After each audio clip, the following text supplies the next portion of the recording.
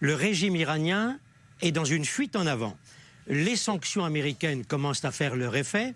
La situation économique du pays est chaotique. 85% de la population en a ras-le-bol de l'ayatollarchie. Et le régime se doit de trouver un exutoire. Et je pense que cet exutoire consiste à mobiliser la population, qui, je tiens à le dire, n'est pas anti-israélienne. La population en a ras-le-bol, je vous l'ai dit à l'instant, et ils veulent la mobiliser. Et cet exutoire, en même temps, c'est profiter, faire une sorte de montée de la tension permanente avec Israël. Les Iraniens affichent donc clairement leurs intentions de s'implanter en Syrie, à la demande ou pas, de Bachar el-Assad. Ce qui pourra provoquer des vives réactions de la part d'Israël, et je crois que Benjamin Netanyahou a raison de dire qu'il faut frapper tout ce qui est des cibles iraniennes à l'intérieur du territoire syrien.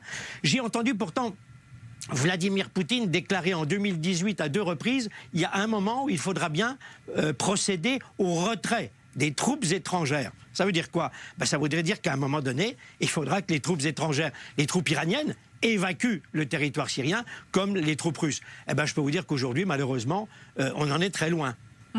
Alors il y a également donc, la patience de la Russie qui semble être testée à chaque frappe israélienne. À quel point ces relations sont véritablement éprouvées, ou bien c'est seulement un jeu de façade de la part de la Russie? Alors il y a un peu de tout, vous avez raison Daniel. Israël garde des créneaux de communication, des canaux de communication avec les Russes. Je crois qu'il y a encore pas plus tard que la semaine dernière, donc il y avait la présence d'officiers russes de très haut rang en Israël. Mais pour l'instant, Vladimir Poutine n'a pas persuadé Bachar el-Assad de réduire la présence militaire iranienne sur le territoire syrien.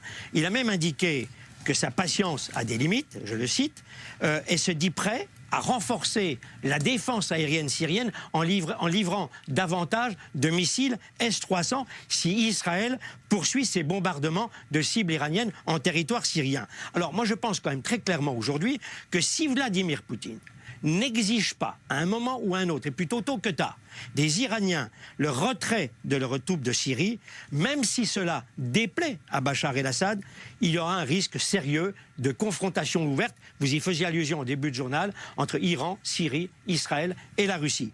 Et Poutine a intérêt à comprendre cela, parce que s'il y a une déflagration, s'il y a un embrasement de la situation en Syrie avec l'Iran et Israël, eh bien il sera le grand perdant aussi, parce que ses intérêts stratégiques, et je pense à ces deux bases, la base navale de Tartous et à la base aérienne de Tmemim, seront sérieusement mis en danger. Donc Poutine, il est loin d'être fou, doit penser à tout ça, mais je pense qu'à un moment ou à un autre, et je l'ai déjà dit sur notre antenne, il ira peut-être plus du côté israélien, il a plus d'atomes crochus avec Benjamin Netanyahou qu'avec les ayatollahs.